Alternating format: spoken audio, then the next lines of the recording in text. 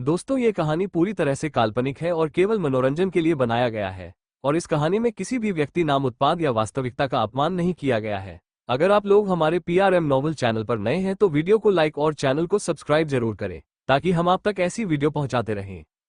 अगर एपिसोड में कहीं कोई गलती होती है तो आप कमेंट करें, हम उसे फिर से अपलोड करेंगे। धन्यवाद। आप देख रहे हैं the legendary warrior episode 31। Third soul rings and 2 T rex soul beast दोनों फिर छिपकर चट्टान से उस तरफ देखते हैं जहां 2 सोल बीस्ट लड़ाई कर रहे थे।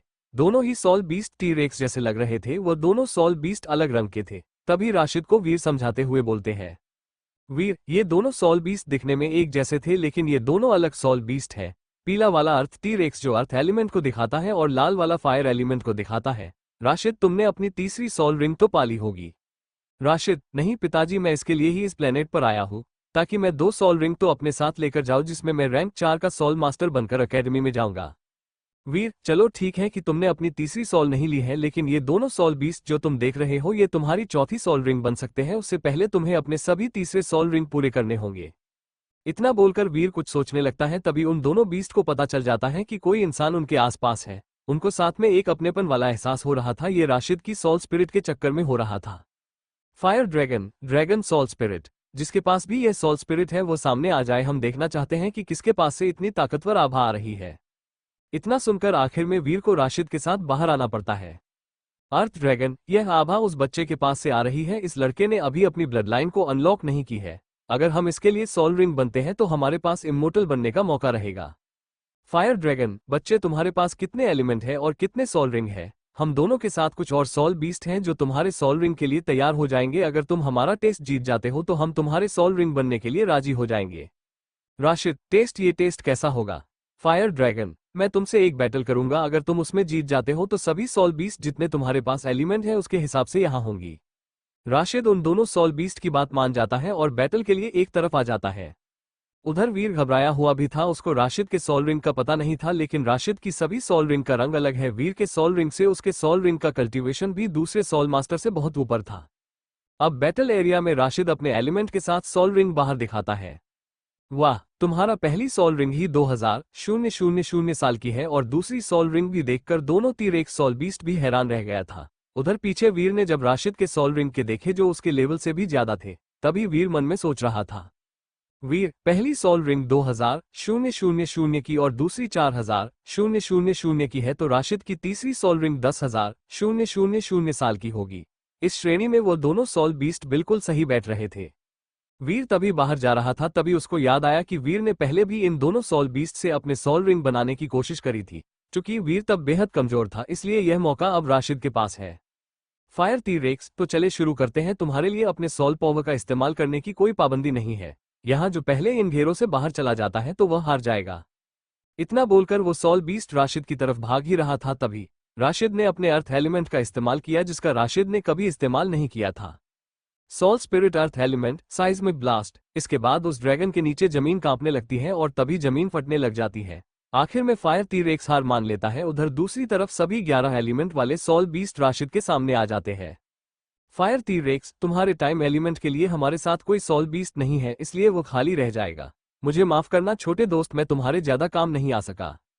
इतना बोलकर वो टी-रेक्स खुद की बॉडी को छोड़ने लगता है और फिर आसपास एक भयानक तूफान आ जाता है, जो हर उस सोल बीस्ट को करना होता है, खुद को कुर्बान करना। थोड़ी देर के बाद उस सोल बीस्ट की बॉडी हरकत करना बंद कर देती है। सामने खड़े राशिद के पास उसके पास से एक लाल झोंका जाता है, जो राशिद के कमर के चारों तरफ गोल गोल होकर घूमता है। वीर, राशिद, जल्दी से मेडिटेशन पर बैठ जाओ और उस सोल बीस्ट की आत्मा को अपने साथ रख लो। साथ में तुम इस सोल रिंग को भी पूरी तरह अपनी बना लोगे। वीर ने जैसा कहा वैसे ही राशिद करता है और थोड़ी देर के बाद राशिद के पास अपने फायर एलिमेंट में तीसरी सोल रिंग होती है।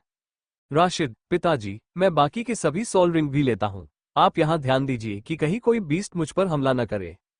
इतना बोलकर राशिद अपनी दूसरी सोल रिंग अर्थ टी-रेक्स को जोड़ने की कोशिश करता है। राशिद ने यह वाली सोल रिंग भी अपने सोल रिंग में जोड़ ली। दोनों सोल रिंग ही हल्के नीले रंग की थी। अगर आप अपनी सोल रिंग किसी इमोर्टल लेवल को हासिल करने वाले बीस्ट से लेते हो तो आपको हल्के नीले रंग की सोल रिंग मिलती है। राशिद को अपनी तीसरी सोल रिंग एक सांप से मिलती है, जो 10,000 साल का गहरे काले रंग का स्नेक बीस्ट था। इस सोल रिंग को अवशोषित करने में राशिद की हालत खराब हो गई थी। अब राशिद अपने चौथी सोल रिंग के लिए पास के समुद्र के पास जाता है, जो एक वाटर एलिमेंट था। वाटर एलिमेंट के लिए उसको गहरे समुद्र में जाना पड़ेगा। जितनी ज्यादा कल्टीवेशन किसी वाटर टाइप वाले बीस्ट की होती है तो वो उतनी ही गहरे पानी में रहते हैं। एपिसोड 32 5 सोल बीस्ट, जहां राशिद अपने सभी एलिमेंट की तीसरी सोल रिंग लेने के लिए उस प्लेनेट पर घूम रहा था, वहीं दूसरी तरफ शाहिद राशिद की सभी मंगेतर को संभाल रहे थे। इस वक्त वो एक ऐसी बिल्डिंग में थे जो इस प्लेनेट के तापमान से अलग माहौल बनाए हुए था। इस बिल्डिंग में इंसान को वैसा ही महसूस होता है जैसे वो प्लेनेट ट्रैपिस्ट डी पर रहते थे। उधर प्रिया मुंह फुलाए बैठी हुई थी। रवीना उसको समझा रही थी कि वो अपने पिता के साथ गया हुआ है तो उसको जैसी सोल रिंग चाहिए होगी वैसी उसके पिता राशिद को लेने में मदद करेंगे। शाहिद उधर महिमा को ढूंढ रहा था। जब से वो सब इस प्लेनेट पर आए थे महिमा तब से गायब थी। उधर महिमा ऊपर स्पेस स्टेशन पर ही थी क्योंकि उसकी सोल स्पिरिट पूरी तरह से टूल टाइप सोल स्पिरिट थी जो इस प्लेनेट पर प्रतिबंधित है।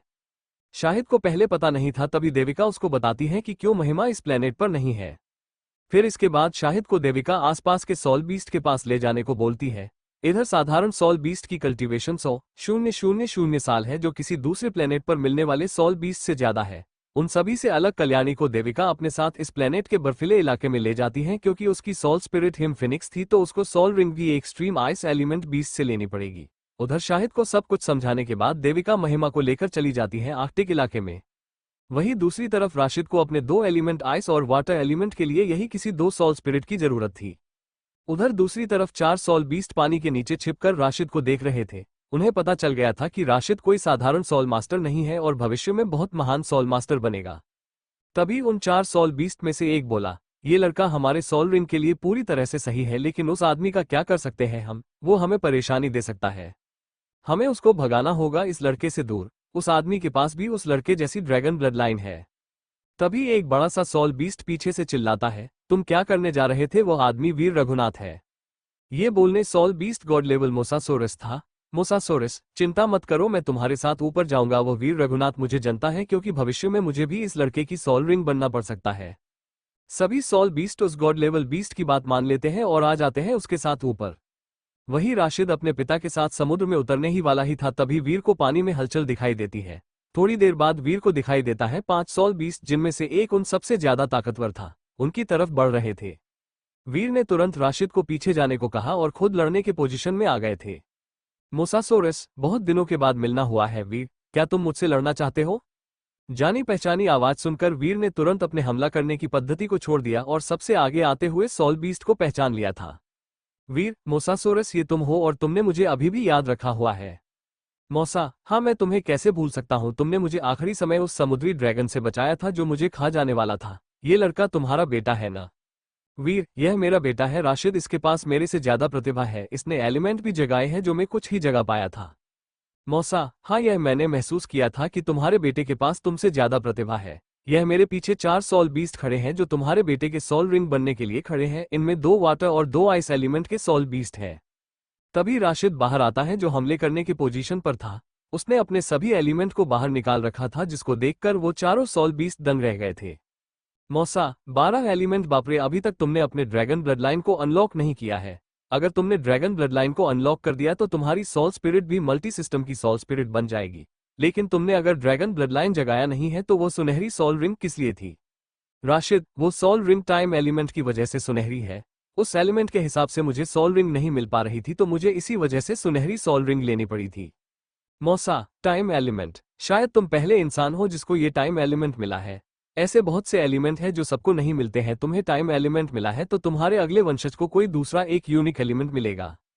इसके बाद मोसासोरस उसको तैयार रहने को बोलता है ताकि बिना कोई देरी किए राशिद अपने सोल रिंग अवशोषित कर ले। मौसा, राशिद, तुम अपने तीसरे सोल रिंग में जो सोल रिंग लेने वाले हो वो 10,000 साल की होगी, बाकी के 2 सोल रिंग 30,000 साल की होगी। तुम्हें इन चारों सोल रिंग को एक साथ लेना होगा। राशिद, 4 साल रिंग, यह मुश्किल होगा मेरे लिए अवशोषित करना। राशिद घबरा भी रहा था क्योंकि 2 सोल रिंग तब भी ठीक थी लेकिन 4 सोल रिंग उसके लिए मुश्किल थी। जब ल्यूटन बी पर राशिद ने टाइम एलिमेंट की 3 सोल रिंग अवशोषित करी थी तब उसकी मरने जैसी हालत हो गई थी। वैसी गलती राशिद नहीं करना चाहता था। मौसा, राशिद, मैं किसी का दिमाग भी पढ़ सकता हूँ, तुम यही सोच रहे होगे कि तुम्हारी हालत वैसी हो जाएगी जैसे तुमने 3 सोल रिंग अवशोषित करी थी, तो ऐसा नहीं होगा। मैं इसके लिए एक फॉर्मेशन बनाऊंगा जिसमें तुम ये 4 सोल रिंग एक बार में ले सकते हो। उस फॉर्मेशन को क्वाड्रा एंगेज फॉर्मेशन बोला जाता है। 09:11 रात के 9:37 mom CH33 Quadra engage formation. Rashid, Quadra engage formation, यह क्या चीज है? मौसा, यह एक तरह का फॉर्मेशन है जहां 4 सॉल बीस्ट को होस्ट के चारों तरफ रखा जाता है। फिर बीस्ट की बॉडी से सॉल रिंग होस्ट के बॉडी में चली जाती है, जिसके बाद वो सॉल रिंग उसके बॉडी से जुड़ जाती थी। इसमें सॉल बीस्ट मारता नहीं था, बस अपनी कल्टीवेशन खो जाने की वजह से एक छोटे से बीस्ट में बदल जाती है। इसके बाद सॉल बीस्ट फिर से अपनी कल्टीवेशन की यात्रा दोबारा से शुरू करता है। राशिद को ये चीज बुरी भी नहीं लगी क्योंकि इसमें उसको किसी जानवर को मारे सॉल रिंग मिल रही है। राशिद, मैं तैयार हूँ इस फॉर्मेशन से सॉल रिंग लेने के लिए।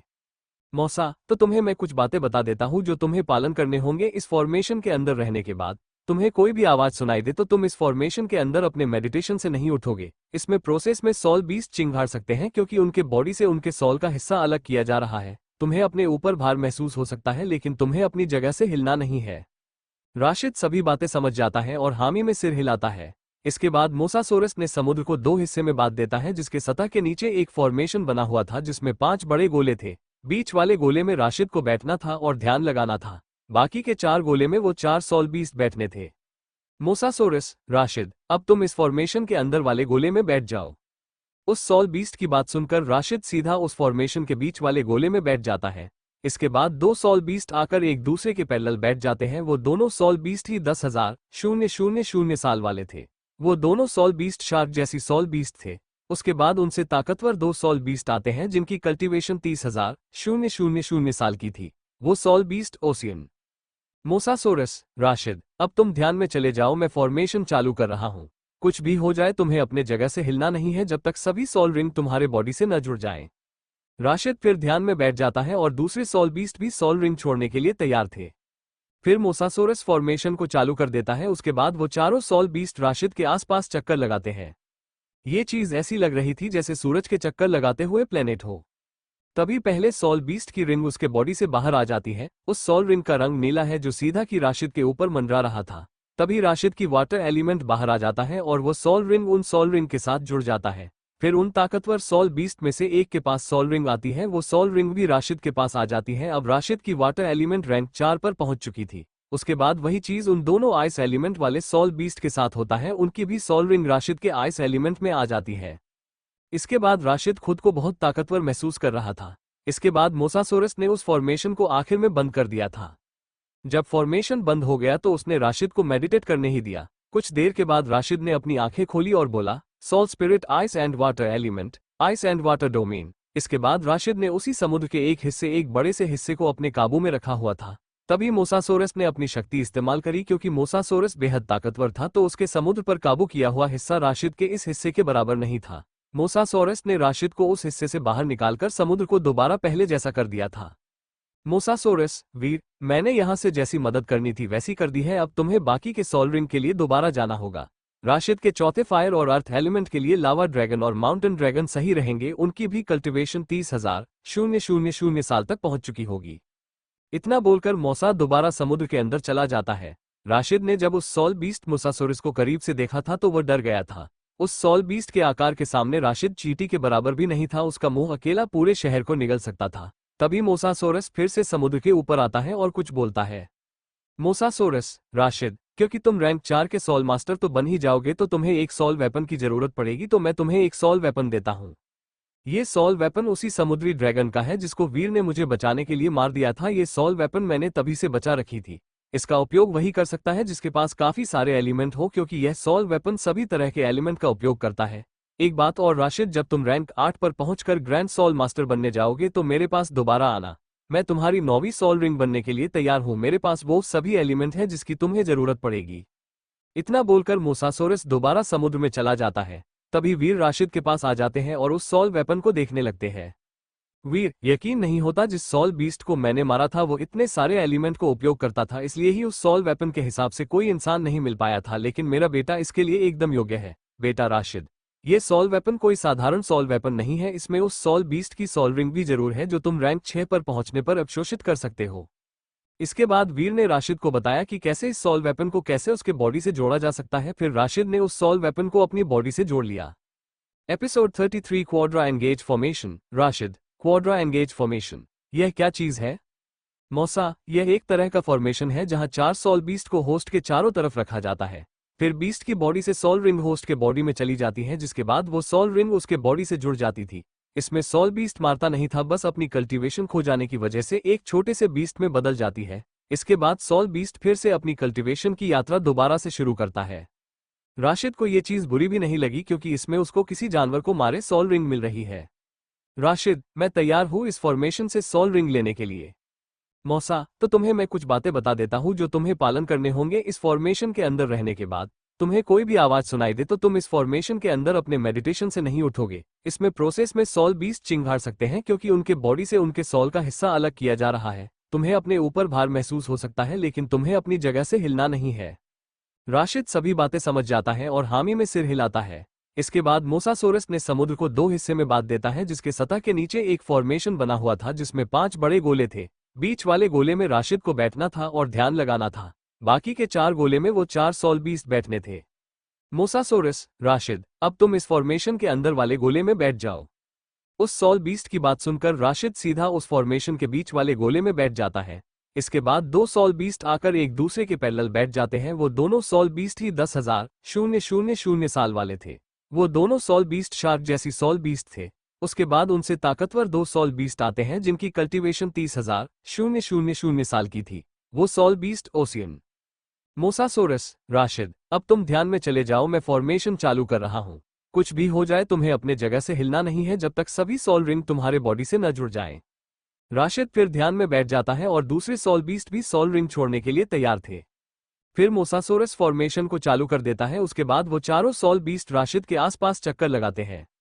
ये चीज ऐसी लग रही थी जैसे सूरज के चक्कर लगाते हुए प्लेनेट हो।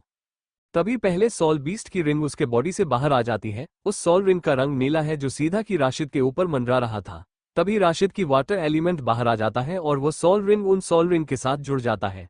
फिर उन ताकतवर सोल बीस्ट में से एक के पास सोल रिंग आती है। वो सोल रिंग भी राशिद के पास आ जाती है। अब राशिद की वाटर एलिमेंट रैंक 4 पर पहुंच चुकी थी। उसके बाद वही चीज उन दोनों आइस एलिमेंट वाले सोल बीस्ट के साथ होता है। उनकी भी सोल रिंग राशिद के आइस एलिमेंट में आ जाती है। इसके बाद राशिद खुद को बहुत ताकतवर महसूस कर रहा था। इसके बाद मोसासोरस ने उस फॉर्मेशन को आखिर में बंद कर दिया था। जब फॉर्मेशन बंद हो गया तो उसने राशिद को मेडिटेट करने ही दिया। कुछ देर के बाद राशिद ने अपनी आंखें खोली और बोला, soul spirit ice and water element, ice and water domain. इसके बाद राशिद ने उसी समुद्र के एक बड़े से हिस्से को अपने काबू में रखा हुआ था। तभी मोसासोरस ने अपनी शक्ति इस्तेमाल करी। क्योंकि मोसासोरस बेहद ताकतवर था तो उसके समुद्र पर काबू किया हुआ हिस्सा राशिद के इस हिस्से के बराबर नहीं था। मोसासोरस ने राशिद को उस हिस्से से बाहर निकालकर समुद्र को दोबारा पहले जैसा कर दिया था। मोसासोरस, वीर, मैंने यहां से जैसी मदद करनी थी वैसी कर दी है। अब तुम्हें बाकी के सोल रिंग के लिए दोबारा जाना होगा। राशिद के चौथे फायर और अर्थ एलिमेंट के लिए लावा ड्रैगन और माउंटेन ड्रैगन सही रहेंगे। उनकी भी कल्टीवेशन 30,000 साल तक पहुंच चुकी होगी। इतना बोलकर मौसा दोबारा समुद्र के अंदर चला जाता है। राशिद ने जब उस सोल बीस्ट मोसासोरस को करीब से देखा था तो वह डर गया था। उस सोल बीस्ट के आकार के सामने राशिद चींटी के बराबर भी नहीं था। उसका मुंह अकेला पूरे शहर को निगल सकता था। तभी मोसासोरस फिर से समुद्र के ऊपर आता है और कुछ बोलता है। मोसासोरस, राशिद, क्योंकि तुम रैंक 4 के सोल मास्टर तो बन ही जाओगे तो तुम्हें एक सोल वेपन की जरूरत पड़ेगी, तो मैं तुम्हें एक सोल वेपन देता हूँ। ये सोल वेपन उसी समुद्री ड्रैगन का है जिसको वीर ने मुझे बचाने के लिए मार दिया था। ये सोल वेपन मैंने तभी से बचा रखी थी।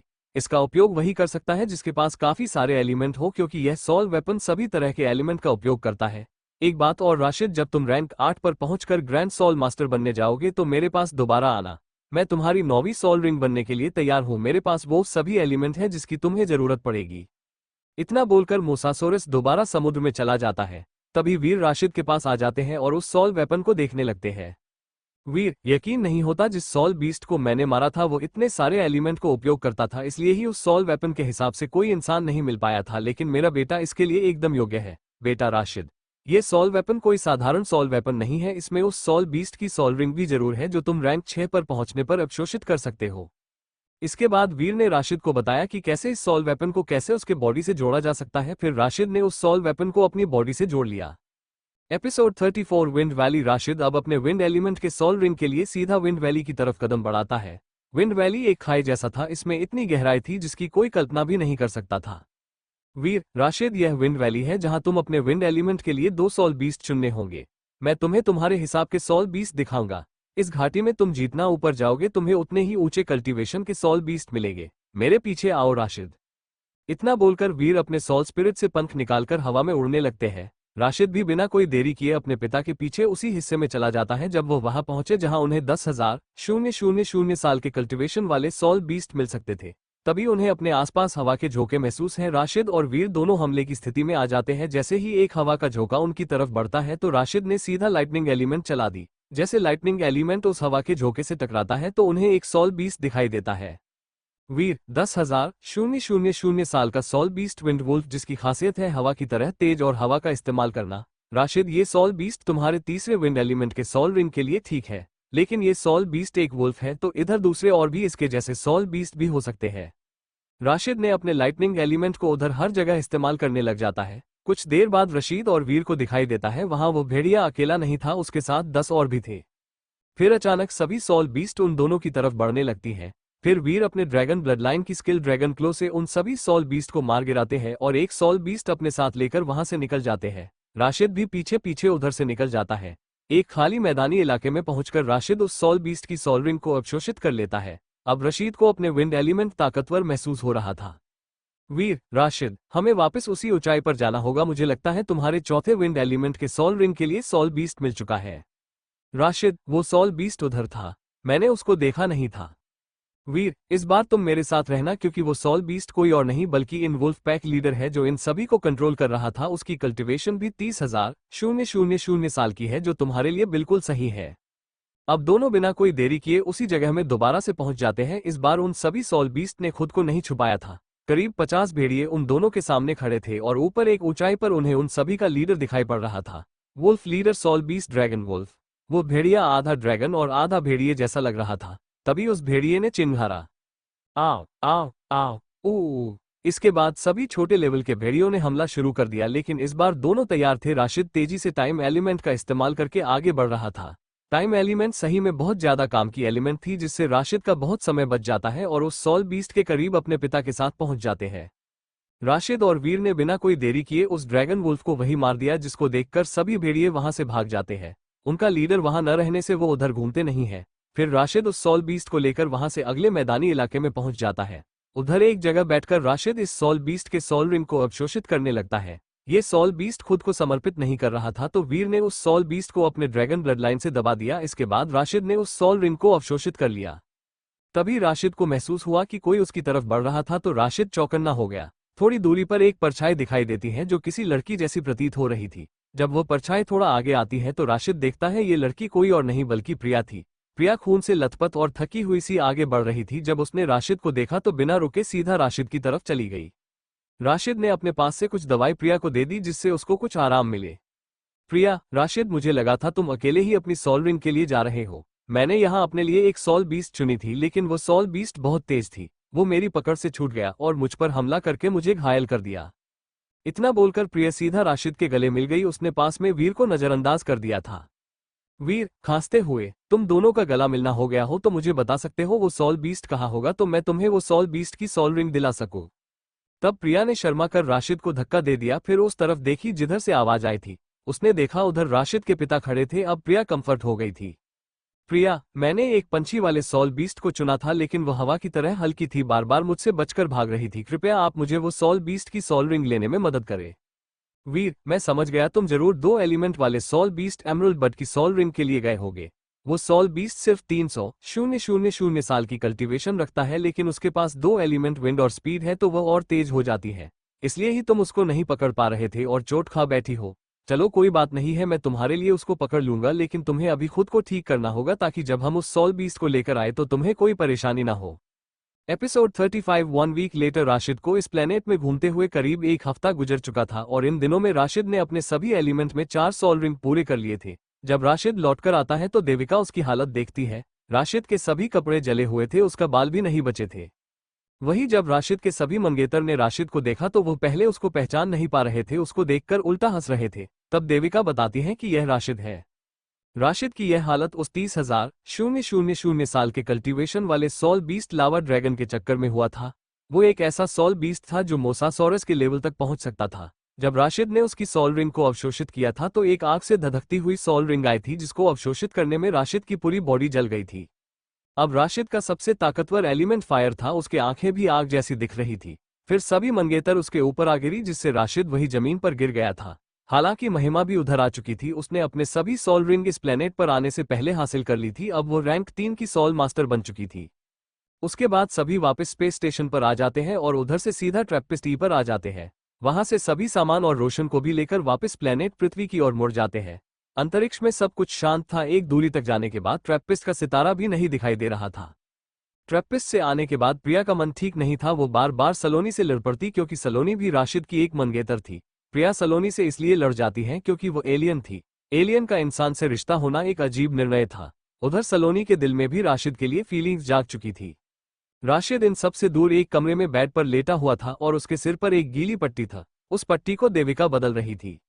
राशिद, माँ अब मेरी कितनी और मंगेतर है, आपने मेरी शादी के लिए इतनी लड़कियां चुन ली है। देविका, अभी एक और बाकी है, उससे तुम अब एकेडमी में मिलोगे। राशिद को अकेले छोड़कर देविका उस कमरे से बाहर चली गई थी। उधर राशिद की भयानक चोटें धीरे धीरे ठीक हो रही थी। शायद यह उस फायर सोल रिंग की वजह से था या फिर उसकी अपनी सोल स्पिरिट इसमें मदद कर रही थी। तभी सोनाली उस कमरे में आती है जो सीधा राशिद के पास आकर बैठ जाती है।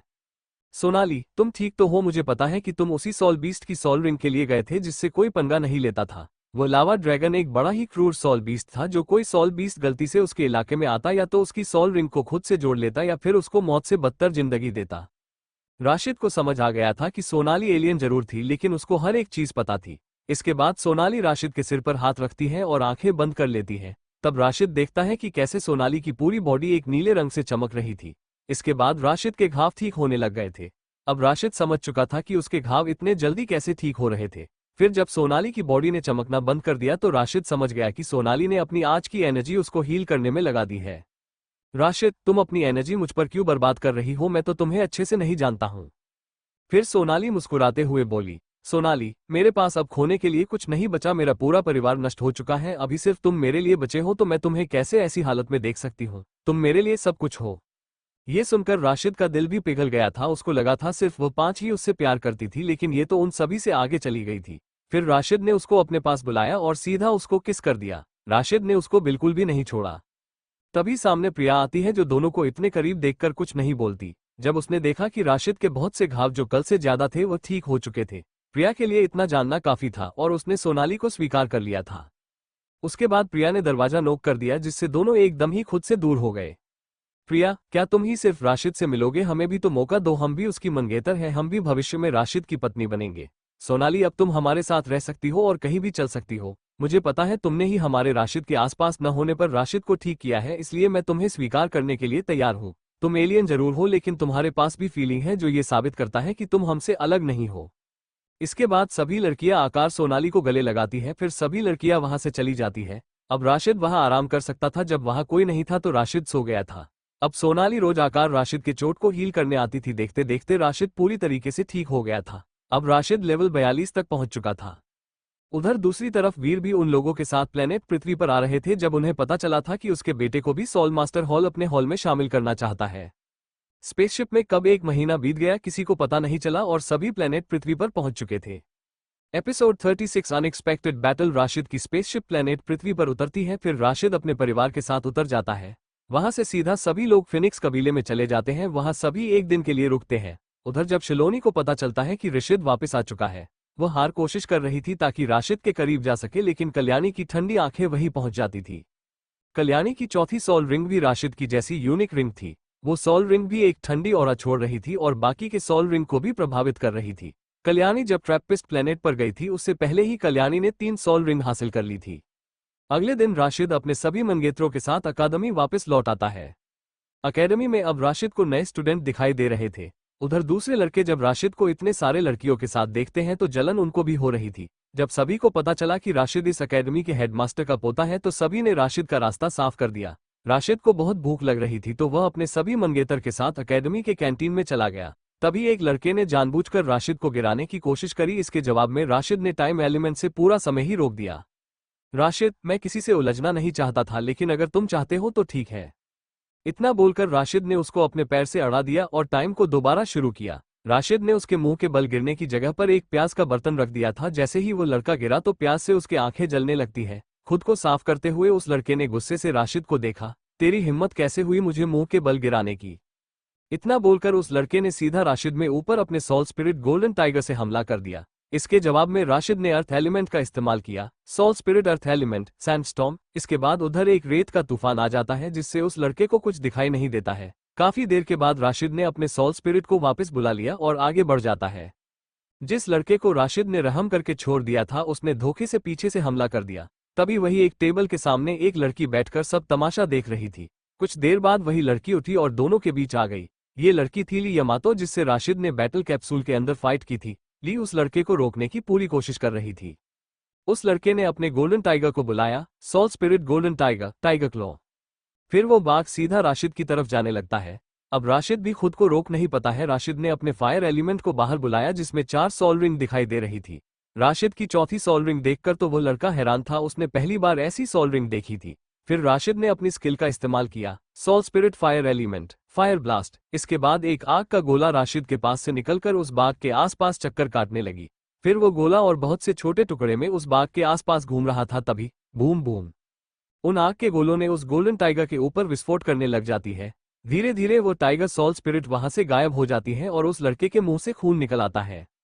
राशिद ने अब और कुछ नहीं किया, वो उस लड़के की भविष्य को खराब नहीं करना चाहता था। इसके बाद राशिद बिना कुछ बोले सीधा प्रिया और बाकी सभी के साथ बैठकर खाना खाने के बाद वहां से निकल जाता है। जब राशिद फिर से अपने कमरे में वापस जा रहा था, पता नहीं इसको ऐसा लग रहा था जैसे कोई उसका पीछा कर रहा था। राशिद ने पीछे मुड़कर फिर से उसी लड़की को देखता है जो कैंटीन में मिली थी। राशिद आगे नहीं बढ़ पा रहा था, जैसे उसके पैर वही जम गए थे। फिर वो लड़की सामने आती है और उसके कान में बोलती है, मैं तुम्हारी दूसरे साल की टीचर हूँ, आज तुम्हें छोड़ देती हूँ। अगर तुमने ऐसी गलती दोबारा की तो तुम इस एकेडमी में दिखाई नहीं दोगे। राशिद बात समझ जाता है और वहां से ऐसे निकला जैसे कोई हवा का झोंका। ली तो उसकी परछाई तक नहीं देख पाती है। ली, हमें मैम, ये लड़का सही में टैलेंटेड है, इसने अभी तक किसी को अपना डायरेक्ट टीचर नहीं चुना है। क्यों ना मैं इसको अपना स्टूडेंट बना लूं। लेकिन यह मेरा मंगेतर भी है, इसकी शक्ल को देखकर लग रहा था कि इसको मेरे बारे में कुछ नहीं पता है। चलो अब क्लास का टाइम हो चुका है। ली भी वहां से चली जाती है। उधर सिर्फ वही लड़का रह जाता है। वो लड़का उठ जाता है और अपना मुंह एक कपड़े में पोंछ देता है। अब उसमें राशिद से लड़ने की हिम्मत नहीं बची थी। उधर राशिद अपने हॉस्टल पहुंचकर अंदर की गर्मी को काबू में करने लग जाता है। राशिद, ये सोल रिंग तो सही में बहुत ताकतवर है और वो सोल रिंग अभी भी खुद को डेवलप कर रहा था। इसका मतलब है कि मैं अपनी 5वीं सोल रिंग खुद बना सकता हूँ। 8। वैसे वीर उसी अकादमी में आया हुआ था। वो अपने पिता के पास चला गया। उसके पिता ने जब देखा उसका बेटा अभी भी जिंदा है तो उनकी आंखों से आंसू तक लग जाते हैं। ये देखकर वीर अपने पिता से गले मिल जाता है।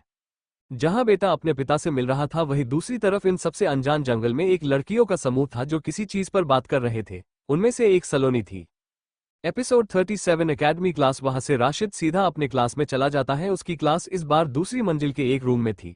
जैसे जैसे अकादमी में साल बढ़ते जाते हैं तो उनकी क्लास भी वैसे ही ऊपर की मंजिल में होंगी। फिलहाल उसको पता चलता है उसका क्लासरूम दूसरी मंजिल की पहले रूम में है। राशिद बिना कोई देरी किए सीधा रूम के अंदर जाने लगता है। तभी उसको एक आदमी सामने दिखाई देता है। आप जरूर आज ही अपने क्लास में आए होंगे, तो इस क्लास में जाने से पहले आपको एक पहचान पत्र बनाना पड़ेगा। मेरा नाम अभिषेक है, मैं इस क्लास में सभी का मॉनिटर हूँ। राशिद, हाँ भाई, मैं आज से आया हूँ, तो मुझे पहचान पत्र के लिए क्या करना पड़ेगा? अभिषेक, अगर तुम्हारा पहचान पत्र पहले से बना हुआ है तो वह मेरे पास होंगे। तुम अपना पूरा नाम बताओ, मेरे पास तुम्हारा पहचान पत्र होगा तो मैं तुम्हें दे दूंगा। फिर उसके बाद राशिद ने अपना पूरा नाम राशिद रघुनाथ बताया। फिर थोड़ा ढूंढने के बाद अभिषेक को राशिद का पहचान पत्र मिल जाता है। जब अभिषेक राशिद की डिटेल देखता है तो डर जाता है। नाम राशिद रघुनाथ, क्लास दूसरा साल, soul spirit golden divine dragon, soul spirit rank दिव्य रैंक, ब्लड लाइन लॉक्ड है। Level elemental rank 4 system, control type Abhishek golden divine dragon. तो तुम ही वो लड़के हो जिसके पास दिव्य सोल स्पिरिट है। ठीक है, तुम्हारा सीट नंबर 3 है मेरे बगल में। अगले क्लास से इस पहचान पत्र को अपने साथ लेकर आना, नहीं तो क्लास में एंट्री नहीं मिलेगी। इसके बाद राशिद अपना पहचान पत्र लेकर क्लास के अंदर चला जाता है और सबसे आगे की सीट पर बैठ जाता है। लेकिन आगे की सीट सिर्फ राशिद को मिली थी, प्रिया, रवीना, महिमा और कल्याणी को पीछे की सीट मिली थी। यहाँ राशिद अपने क्लास में टीचर का इंतजार कर रहा था। उधर हेडमास्टर के रूम में वीर अपने पिता से कुछ बातें कर रहा था। धर्मेंद्र, क्या राशिद तैयार है अपने ड्रैगन ब्लड लाइन को अनलॉक करने के लिए? मुझे पता है कि राशिद ने एक यूनिक सोल रिंग तो जरूर एब जॉब कर ली होगी। ऐसा होना ही चाहिए क्योंकि उसका टैलेंट तुमसे ज्यादा प्रतिभाशाली है, इतना कि वो मुझे भी पीछे छोड़ दे। वीर, पिताजी, राशिद के पास सिर्फ एक यूनिक सोल रिंग ही नहीं बल्कि उसके पास एक टाइम एलिमेंट भी है जो शायद ही किसी के पास होगी। Dharmendra, time element. तभी मैं सोची कि क्यों राशिद के पीछे क्यों सोल मास्टर हॉल पड़े हुए हैं।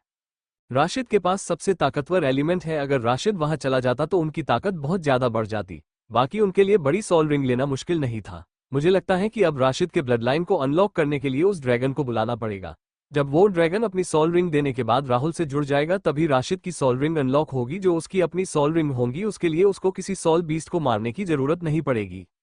वीर अपने पिता की बात मान जाता है। अगर राशिद 40 साल की उम्र से पहले ग्रैंड सोल मास्टर बन जाता है तो उसके पास असली इम्मोर्टल बनने का मौका रहेगा। वीर खुद इम्मोर्टल जरूर थे, लेकिन उन्होंने इस उम्र के बाद इस मुकाम को हासिल किया था, इसलिए ही उनके पास किसी रैंक वाले इम्मोर्टल की जगह नहीं मिली थी। राशिद क्लास में टीचर के आने का इंतजार कर रहा था। इस बार जिस क्लास में राशिद था उसके पिछले क्लास से बड़ी और स्टूडेंट भी ज्यादा थे। थोड़ी देर के बाद क्लास में टीचर आते हुए दिखाई दे रही थी, जिस पर सभी स्टूडेंट की नजर जा रही थी, लेकिन लड़कों की नजर उधर से हट नहीं रही थी। लड़कियां तो जलन से उस टीचर को देख रहे थे। उस टीचर का फिगर ही ऐसा था जिसको देखकर कोई भी आदमी या लड़का भी नजर न हटा पाए। बिल्कुल किसी डोल जैसी बॉडी और खूबसूरत चेहरा, जैसे कोई परी हो। अभिषेक बार बार राशिद को पीछे देखने को बोलता है, लेकिन राशिद पीछे नहीं देखता। राशिद अपने मन में सोच रहा था कि प्रिया पीछे कितने गुस्से में होगी, और सोनाली भी वही थी। वह एक एलियन थी जिसके बारे में किसी को पता नहीं चलना चाहिए। राशिद इतना सोच ही रहा था तभी वो टीचर सीधा आकर राशिद के सामने खड़ी हो जाती है। राशिद के सामने खड़ी होकर वो उसको घूरने लगती है। जब राशिद को अपने सामने किसी के होने का एहसास किया तो उसने अपना सिर उठाकर देखा। जैसे ही राशिद को अपने सामने जाना पहचाना चेहरा दिखाई दिया तो राशिद हैरान रह गया। राशिद, आप? राशिद के सामने ली यामातो खड़ी थी जिससे राशिद आज सुबह टकराया था। ली यामातो, तो तुम ही वो मेरे होने वाले मंगेतर राशिद रघुनाथ। लेकिन मैं तुमसे इधर क्लास में कोई रहम नहीं करोगी। इसके बाद ली सीधा टीचर स्टेज के सामने खड़ी हो गई और बोलने लगती है। ली, आज सभी को मेरे क्लास में आने के लिए शुक्रिया। मैं आज से आपकी दूसरे साल की क्लास की टीचर हूँ। मैं आपको मार्शल आर्ट्स सिखाऊंगी। मेरे क्लास में कोई मस्ती और चालाकी नहीं चलेगी। अगर किसी ने मेरी क्लास छोड़ने की हिम्मत करी तो उसको बाहर का रास्ता दिखा दिया जाएगा। इतना बोलकर ली वापस वहीं पर खड़ी हो जाती है जहां से उसको सभी देख सके। ली, आज आपकी पहली क्लास मार्शल आर्ट्स की होगी। सभी लोग अपने सोल स्पिरिट के हिसाब से मार्शल आर्ट्स के इस्तेमाल करेंगे। जिन्होंने अपनी ब्लड लाइन को अनलॉक नहीं किया वो मेरे सामने आ जाए। इतना बोलकर राशिद भी उन लोगों के साथ सामने आ जाता है। जब राशिद की ऑरा को ली महसूस करती है तो वह समझ जाती है उसकी ब्लड लाइन कोई साधारण ब्लड लाइन नहीं है। ली, तुम्हारी ब्लड लाइन अभी तक अनलॉक नहीं हुई है, तभी तुम्हें यह बात समझ नहीं आ रही है। राशिद को अभी तक बात समझ में नहीं आती है। वह दोबारा पूछता तभी उसके दादा और पिता दोनों को अपने पास देखता है।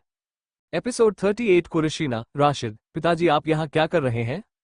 वीर, ली यामातो तुम यहाँ से चली जाओ, मुझे अपने बेटे से बात करनी है। गलती से भी अंदर झांकने या फिर सुनने की कोशिश भी मत करना। इतना सुनकर ली यामातो क्लास से बाहर चली जाती है। उसका प्लान ये था कि कैसे राशिद को प्रेम जाल में फंसाया जाए।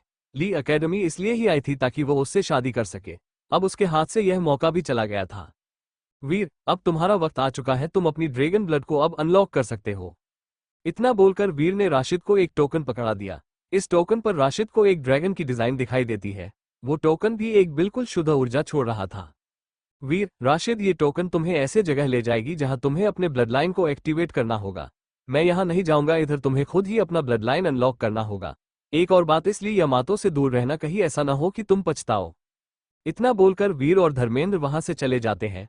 उनके जाने के बाद ली यामातो दोबारा से अंदर आ जाती है, लेकिन इस बार राशिद उससे बात भी नहीं करना चाहता था।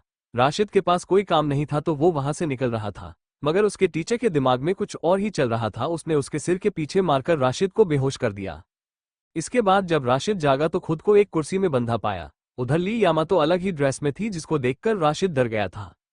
राशिद, ये लड़की बहुत खतरनाक है, तभी तो पिताजी इससे दूर रहने को कह रहे थे। इसके इरादे भी मुझको ठीक नहीं लग रहे हैं।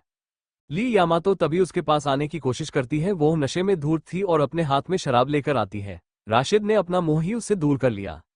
ली यामातो, राशिद, अगर तुम मेरे नहीं हो सकते तो किसी और के भी नहीं हो सकते हो। इतना बोलकर उसने राशिद के सामने ही उल्टी कर दी। राशिद समझ गया कि वह जानबूझकर शराब पी रही है जबकि वह पीती नहीं है। इससे आगे कुछ भी होता तभी दरवाजा टूटने की आवाज आती है। दरवाजे के पास देविका और उसके बाकी मंगेतर खड़े थे। सोनाली अपने सोल स्पिरिट के साथ खड़ी थी। फिर बिना कोई देरी किए देविका अंदर आती है और अपनी ज्वलंत फिनिक्स की सोल स्पिरिट से ली यामातो के सामने लड़ाई के लिए खड़ी हो जाती है। पीछे से प्रिया आकर राशिद को खोल देती है और उसको बाहर ले जाती है। उसके बाद दोबारा अंदर आ जाती है।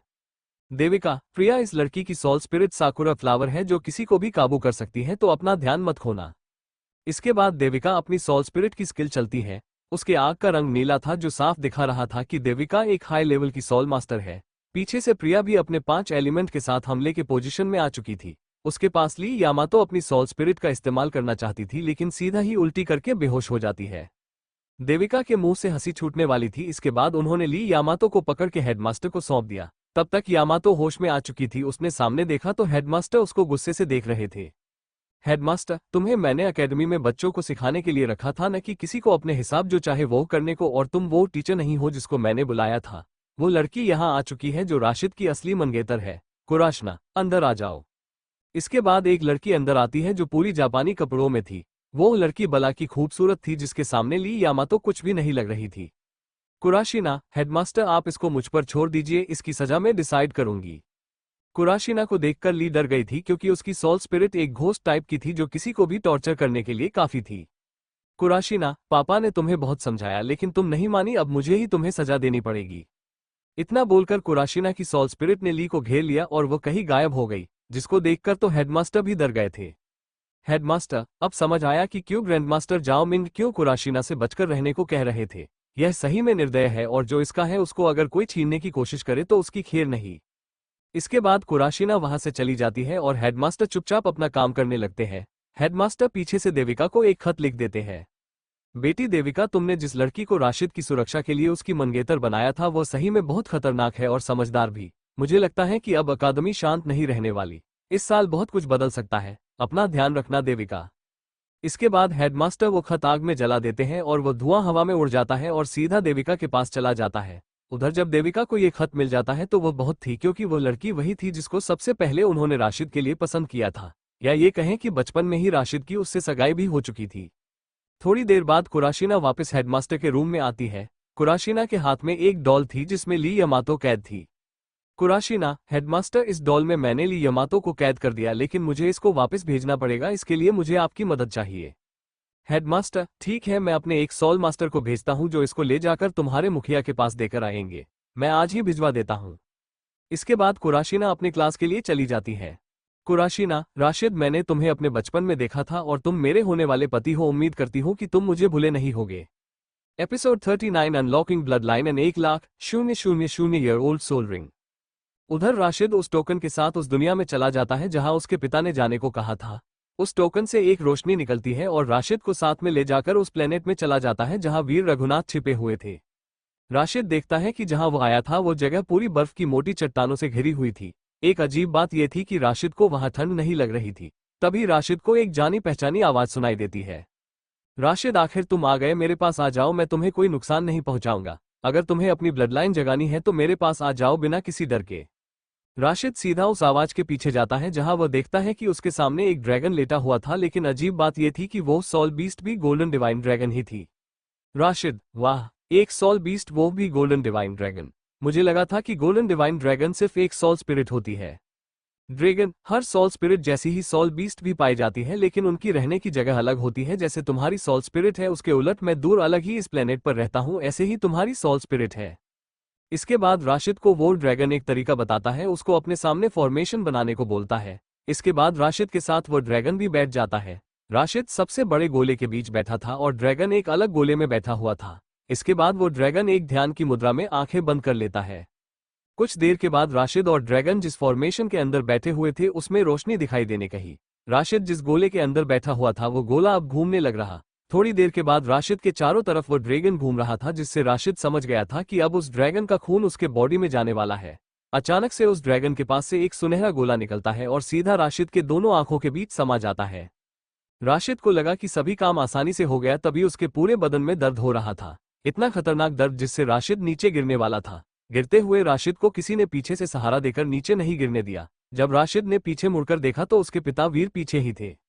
वीर, राशिद, अपनी पूरी ताकत लगा दो और इस ब्लड लाइन को पूरी तरह से अनलॉक कर लो। तुम्हें खुद ही इस दर्द को सहकर अपनी ताकत बनानी है, मैं तुम्हारी हर राह में मदद नहीं कर सकता। अगर तुमने इस ब्लड लाइन को अनलॉक कर दिया और उस ड्रैगन की पूरी एनर्जी को अवशोषित करोगे तो तुम्हारे सोल रिंग भी इवॉल्व हो जाएंगे।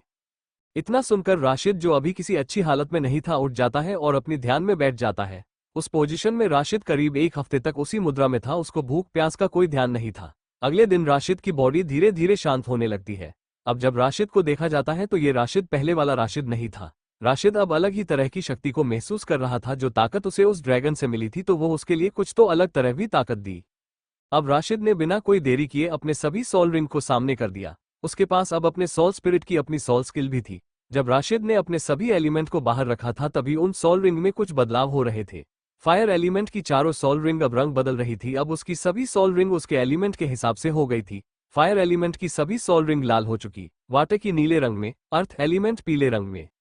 राशिद की सिर्फ ताकत ही नहीं बढ़ी बल्कि उसके सोल रिंग की सभी रिंग में 1000 साल भी बढ़ चुके थे। अब राशिद खड़ा होता है और सीधा अपने एकेडमी के कमरे में चला जाता है। जब वो नहाकर बाहर आता है तो वो पहले से ज्यादा हैंडसम हो गया था। अब वो साधारण सोल मास्टर से ज्यादा ताकतवर हो चुका था। अपने कमरे से निकलकर राशिद जैसे ही बाहर जाने वाला था तभी वो चक्कर खाकर गिर पड़ा। राशिद फिर से दोबारा खड़ा हुआ और अपने कमरे में वापस चला गया था। अंदर जाकर बिस्तर पर लेटकर राशिद मन में सोच रहा था। राशिद, मैंने अपनी सारी ताकत उस शक्ति को रोकने के लिए किया था, अगर नहीं भी करता तो मैं मारा जाता। मैंने अपनी ब्लडलाइन वाली सोल रिंग तो देखी ही नहीं। इतना बोलकर राशिद ने अपनी ब्लेडीन की सोल रिंग को बाहर बुलाया। जब उसमें राशिद ने सोल रिंग देखी जो बिल्कुल ही बिना रंग की सोल रिंग थी, लेकिन एक चीज राशिद को समझ नहीं आ रहा था कि इसकी ऑरा तो मेरे फायर एलिमेंट से भी ज्यादा है। तभी उसके मन में एक आवाज आए, राशिद, तुमने जो सोल रिंग ड्रैगन ब्लडलाइन में पाई है वो एक यूनिक सोल रिंग है जिसको इस दुनिया में किसी ने अनलॉक नहीं किया होगा। इस सोल रिंग की कल्टीवेशन 1,00,000 साल है जो सिर्फ इमोर्टल ही रख सकते हैं। राशिद को तो अलग ही तरह की जो सोल रिंग मिली थी उसको पाने का सपना बहुत से लोग देखते थे। इस सोल रिंग को इस दुनिया में गॉड लेवल की सोल रिंग बोला जाता है जिसको सिर्फ किसी स्पेशल तरीके से पाया जा सकता था। इसके बाद राशिद ने उस सोल बीस्ट से पूछा, राशिद, आप यहाँ कैसे पहुंचे? मैंने तो आपको यहाँ नहीं बुलाया, तो ये गलत है। मुझे आपसे पूछना है कुछ ऐसी बात के लिए जो सिर्फ ड्रैगन ब्लडलाइन वाले ही कर सकते हैं। मैं शायद अब अपने खुद के स्किल बना सकता हूँ। Episode 40 assassin. कुछ देर सोचने के बाद वो ड्रैगन बोलता है, ड्रैगन, हाँ, अब तुम अपने हिसाब से अपने एलिमेंट को इस्तेमाल कर सकते हो, लेकिन एक बात और, तुम्हें अपने ड्रैगन ब्लडलाइन की स्किल का इस्तेमाल जब ज्यादा जरूरी ना हो तब तक इस्तेमाल मत करना। ड्रैगन ब्लडलाइन की स्किल खुद दूसरे ड्रैगन सोल स्पिरिट के पास भी नहीं होती है। जब तुमने अपने ब्लडलाइन में पहली सोल रिंग को अनलॉक कर लिया है तो तुम्हें यह भी पता होना चाहिए तुम्हारी पहली स्किल 3 टाइप की है। पहली स्किल ड्रैगन क्लॉ, दूसरी स्किल ड्रैगन फिस्ट, तीसरी स्किल ड्रैगन रॉ। इन तीनों स्किल को कमजोर मत समझना, ये सभी इतनी ताकतवर है कि तुमसे बड़े रैंक 6 के सोल मास्टर को हार मानने पर मजबूर कर सकती है। मैं अब आराम करने जा रहा हूं, तुम्हारे सोल से जुड़ने पर मैंने बहुत ज्यादा एनर्जी लगाई है। इतना बोलने के बाद गोल्डन ड्रैगन कहीं गायब हो गया और राशिद भी उस जगह से बाहर आ जाता है। राशिद अभी इस चीज का पता लगाने जा ही रहा था कि कैसे उसके पिता वहां पहुंच गए थे। रूम से बाहर निकलने के बाद राशिद को अपनी सभी मंगेतर सामने दिखाई देती है। वो सभी उसको आज अकेडमी से बाहर चलने को बोलती है तो राशिद भी मना नहीं करता क्योंकि उसको भी बाहर घूमने जाने का मन कर रहा था। आधे घंटे के बाद सभी अकेडमी के बाहर थे और पास ही के एक बिल्डिंग पर चले जाते हैं। ये बिल्डिंग सोल मास्टर को हर चीजें उपलब्ध करवाता है। थोड़ी देर घूमने के बाद राशिद अब बाहर आ जाता है क्योंकि उनके हिसाब से कोई चीज वहां नहीं थी। पूरा शहर घूमते हुए उन्हें रात हो जाती है तो सभी वापस लौटने लगते हैं। सभी बाहर रोड पर इंतजार करते तो है लेकिन वहां कोई गाड़ी नहीं आती। फिर तभी एक गाड़ी आते हुए दिखाई देती है। फिर सभी ने राहत की सांस ली। जब गाड़ी पास आए तो उसमें कोई नहीं था, सिर्फ खून से लथपथ जगह दिखाई देती है। राशिद चौकन्ना हो जाता है। फिर सीधा बिना कोई देरी किए सभी भागकर अकेडमी जाते हैं। अकेडमी पहुंचने में अभी आधा घंटे का वक्त लगता। सबसे पीछे राशिद भाग रहा था ताकि अगर कोई भी खतरा आता है तो उसको रोका जा सके। तभी कुछ लोग काले कपड़े पहनकर पीछे आते हुए दिखाई देते हैं। राशिद, जल्दी सभी आगे जाकर मदद वाला सिग्नल जलाओ, कोई न कोई बाहर जरूर आएगा। इतना बोलकर राशिद अब उन लोगों से भिड़ने के लिए तैयार था। सभी ने अपना मुंह ढक रखा था, वो सभी अस्सासिन थे। फिर राशिद ने सोचा क्यों ना आज मैं अपने दूसरे एलिमेंट का इस्तेमाल करूं जो मैंने अभी तक इस्तेमाल नहीं किया। उसने फिर आइस एलिमेंट का इस्तेमाल किया। Soul spirit ice element, ice spear. इसके बाद बर्फ के भाले हवा में उड़ते हुए दिखाई देते हैं जो इशारा मिलने का इंतजार करते हुए दिखाई देते हैं। तभी उनमें से एक बोला, आइस एलिमेंट, हमें तो किसी ने यह नहीं बताया था कि यह आइस एलिमेंट भी इस्तेमाल कर सकता है। फिर उसने भी अपने सोल स्पिरिट का इस्तेमाल किया जो फायर एलिमेंट था। Soul spirit fire wolf, scorching fire. अब राशिद ने इसके बाद अपना एलिमेंट बदल दिया, अर्थ एलिमेंट, रोक थ्रो। इसके बाद बर्फ के भाला के साथ पत्थर के गोले भी करीब उन 10 अस्सासीन पर बरसने लगे जिससे वो सारे घायल हो जाते हैं। यहाँ राशिद इनसे लड़ रहा था, उधर उन लड़कियों के पीछे भी कुछ अस्सासिन भी पड़े हुए थे। एक तो प्रिया को चोट पहुंचाते रह गया तो प्रिया ने गुस्से में आखिर सोल स्पिरिट की स्किल का इस्तेमाल किया, soul spirit wind element, violent tornado. इसके बाद एक बड़ा ही तूफान उन सभी अस्सासीन को उड़ा ले जाता है जिससे वो सभी अस्सासी बेहोश हो जाते हैं। सभी लड़कियां अकेडमी के पास पहुंच जाते हैं और वहां एक लाल रंग का धुआं उड़ाते हैं जिसका मतलब है कि कोई स्टूडेंट खतरे में है। दूसरी तरफ राशिद उन सभी अस्सासीन को ऐसे मार रहा था मानो वो सभी उसके पक्का दुश्मन हो। उसने करीब 20 अस्सासिन को गाजर मूली की तरह घायल कर दिया। लेकिन इन assassin की संख्या कम नहीं हो रही थी। अब आखिर में राशिद ने डार्क एलिमेंट का इस्तेमाल किया। Dark element, dark domain. इसके बाद जितने भी assassin राशिद को दिखाई दे रहे थे सभी को उसने फंसा दिया। फिर दोबारा से राशिद ने फिर से डार्क एलिमेंट का इस्तेमाल किया। Dark element, solve corruption. इसके बाद सभी assassin डर गए और वहां से भागने की कोशिश कर रहे थे। ये डार्क एलिमेंट का डरावना स्किल था जिससे किसी भी व्यक्ति को हमेशा के लिए कोमा में डाला जा सकता था। इस स्किल के इस्तेमाल सामने वाले व्यक्ति की पूरी बॉडी करप्ट हो जाती है, इससे सामने वाला कोमा में चला जाता है, यहां तक कि उसकी मौत भी हो सकती है। ये स्किल हर कोई इस्तेमाल नहीं कर सकता था क्योंकि राशिद की सोल स्पिरिट एक दिव्य सोल स्पिरिट थी, इसलिए ही वो इसका इस्तेमाल कर सकता था। इसके बाद जितने भी assassin सामने थे सभी वही ढेर हो जाते हैं। तभी राशिद के पीछे से हमला आता है तो राशिद को आखिर में अपनी ड्रैगन आर्मर को बुलाना ही पड़ता है। राशिद की ड्रैगन आर्मर अब उसके पूरे बॉडी को घेर सकता है।